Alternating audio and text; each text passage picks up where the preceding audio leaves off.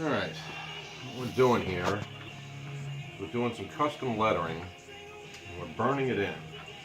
Now these boards were already prepared. This is part of a customer's pickup truck body. It was already painted, already sealed. He asked me to do some custom lettering. Problem with doing custom lettering on painted or already finished boards is that it can't be burned in with a torch. You actually have to use an iron. So once you've already laid out your lettering or your detail, whatever it is you're going to do, you basically set out your guidelines, whether it's lettering or scenery, whatever it is that you're going to burn in, or the effect that you're looking for. And the effect he's looking for on this is kind of the old style, the old West style. He chose the lettering styles and the layout, so I'm just applying it. Now you get your basically it's just a basic burning iron, and you start your guidelines. So what you're going to do is, I used basically a Sharpie. It's a hell of a lot easier to see a Sharpie on a colored board as it is opposed to just using a pencil. Typically I would have just used a pencil. Pencil lines weren't showing up real good on this color red though, so we used a thicker, heavier marker. Now this is a 900 degree burner. Now we're going to pick our guidelines. Always start your guide points. Use your thin lines first, because once you do your thin line, that's it. You don't have to mess with it again. Where you got the thicker points, you're going to have to make multiple passes. It's very time consuming. Now in this letter I'm going to work on right now, I've got a couple of very small guidelines that need to go in, and that's all that need to be there. Then I'll burn in afterwards. So we're going to pick it up. I'm using a basic angle bit. And there's kits that have all types of different style bits, but on larger lettering like this, it goes a little bit quicker. And like I said, it is time consuming, but it goes quicker this way. Now that, I don't know if you can see it too well, but that is an angled tip, and you don't want to lay it flat along with the angle. You're going to want to use the back side of it just to start your line, and you're going to use the angle, and it's also a V bit, and you're going to use it just to basically slice through it like a boat would slice through the water. So we're going to take the back side of our tip and put it at the end of our guideline. Make sure your tip is clean. These go a lot quicker when they're clean.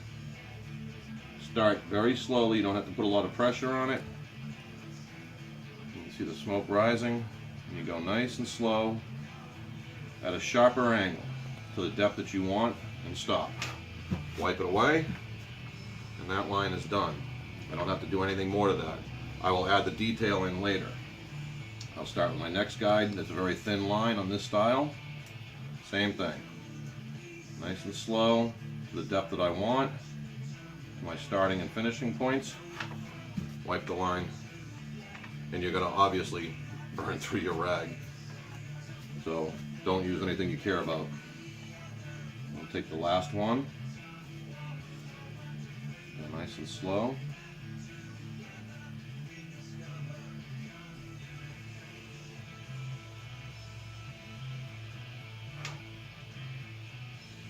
Make that one just a little bit thicker. And with a clean tip, you can get the depth that you want pretty quickly. Where it becomes time consuming is now you can see that the tip, you're basically melting the wood, and it does get stuck to your tip. I just use a pair of needle nose, clean them off. You don't have to apply a lot of pressure, and you will eat up your tip this way too. Now we've got all these thicker lines that we have to put in. And because if you use it at the back side, you can actually use it as a detail cutter. You don't have to do a special tip. Keep it at a sharp angle, go slow. You can actually do curved lines with it. There we go, nice and slow.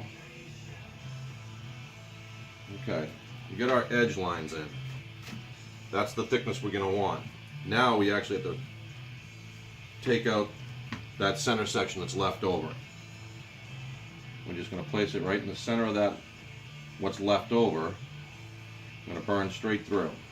Now this is where it becomes time consuming, because you want to make sure that you leave the torch on, or the heater on long enough that you're actually burning the wood, not just scarring it. If you're just scarring it, you'll leave a brown effect. Basically, you're just scratching through the wood. But you want the blackened effect, you're going to have to leave it on for a little bit longer. Now these are, like I said, this is 900 degrees, so you don't have to leave it on very long, and you don't have to use a lot of pressure. It will burn the wood. And basically what you're doing is you're melting the moisture right out of the wood. When you get up close to this, you probably can't pick it up with the camera, but when you get up close to it, you can actually see it boiling. You can see the moisture in the wood, and this is older dry wood, but there's always moisture in it. Now you're just going to go nice and slow across until we get to the thickness we want and the depth we want. I'm using a leather gloves because this thing does get hot and your fingertips will feel it. I'll move my hands around and change the way I hold the iron a lot as I'm working, just because my fingertips do feel the effect. But I don't need to use a lot of pressure. Once I've got the depth that I want, I don't need to use a lot of pressure to get the effect that I want with the blackened wood.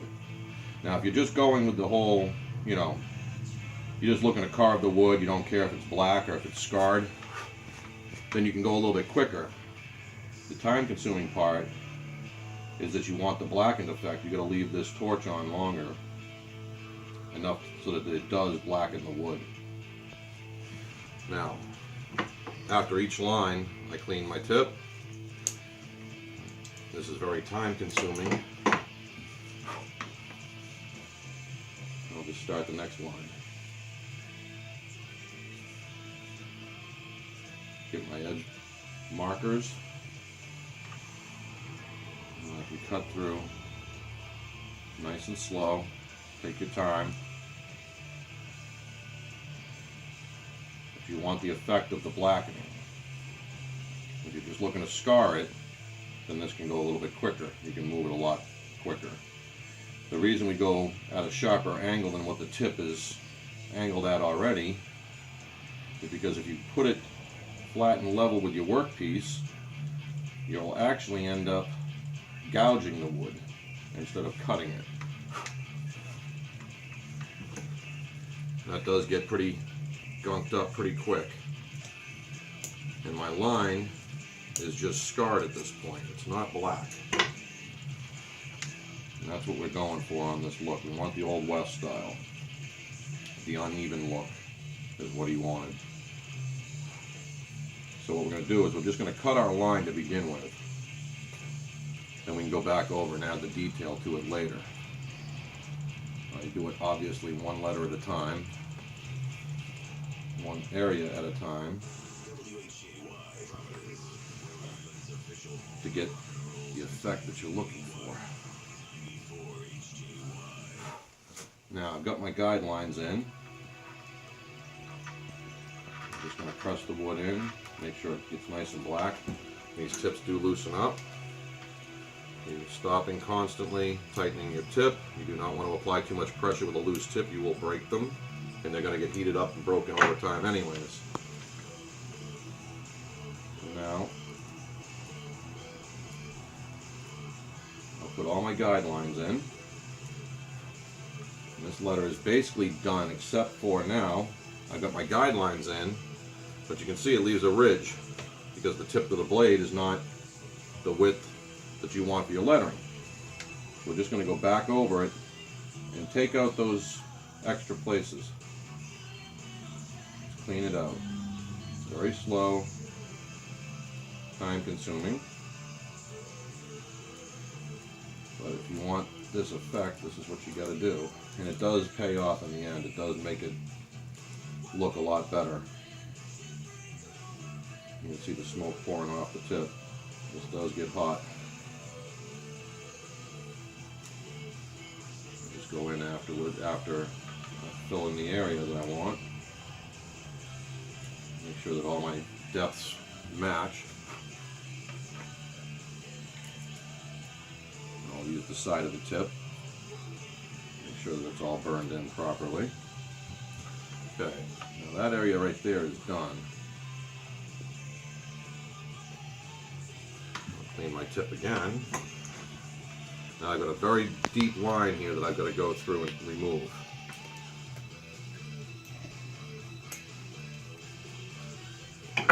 Tip clean. There we go, nice.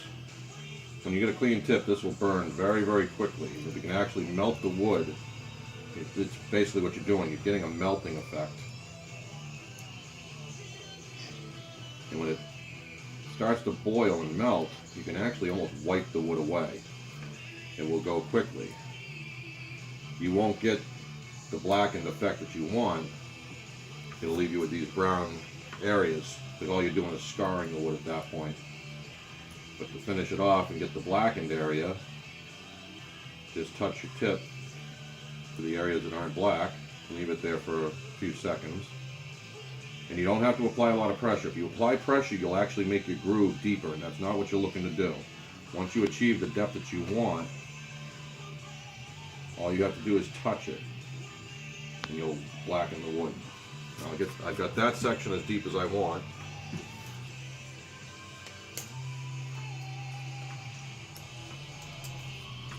Now I'm going to take the rest of this line out.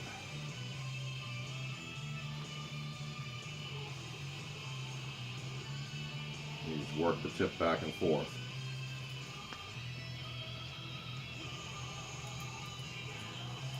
The wood we're working on here is oak. If this was pine, it probably would have melted straight through the board by now. Pine, being a very soft wood, will burn and scar very quickly. Oak, being much denser, takes a lot longer. I'm hoping to have this finished up this weekend. Finish this line here. I got another board I got to work on. Just do some smaller lettering, so I'll change the tip on that. So we're just going to work the tip back and forth. Get that wood boiling. Get the moisture boiling, basically boiling out of the wood. And the wood is basically melting under my tip. It allows me to wipe it away a little bit easier.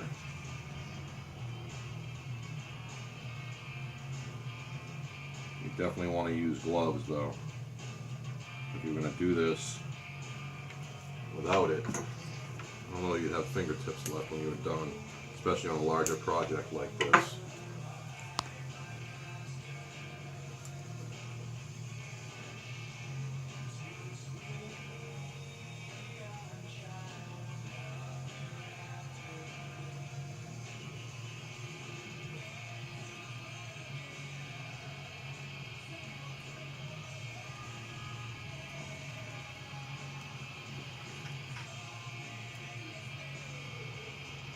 Melting a long line like this, you'll actually see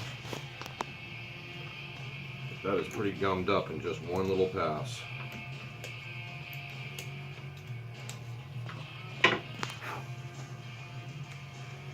Now that we got the depth that we want for the entire length of that line, I'm just going to go back over it, clean out the leftover from my guidelines. And I don't care that I'm just scarring the wood at this point. All I'm trying to do is clean out the area that I want to widen. I'll go back over it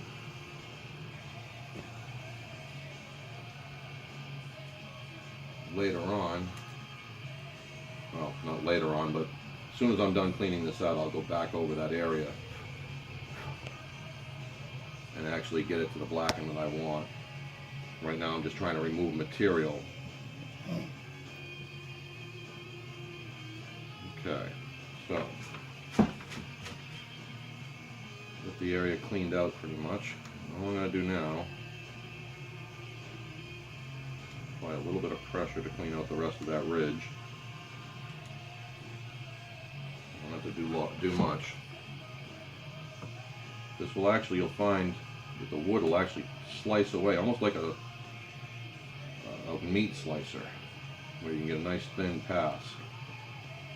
And once we get the material removed that we want, now we're just using it basically as an iron. And we're going to blacken the wood. Now I want to set it up so I got like a V groove in the lettering, the effect that I'm going for. So I'll just leave the torch there for a minute until it gets nice and black. And I'll just move it about a 1/4 inch at a time.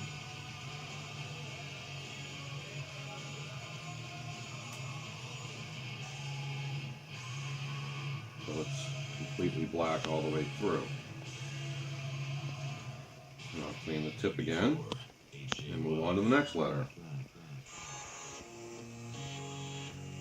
You can see this is just one letter, about 2 inches in height, done in the old English style font.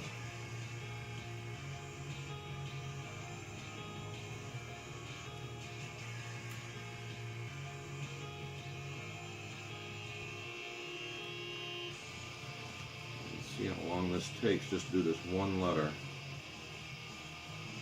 So when you're looking to do this, and you want somebody to do it for you, don't expect it to be cheap.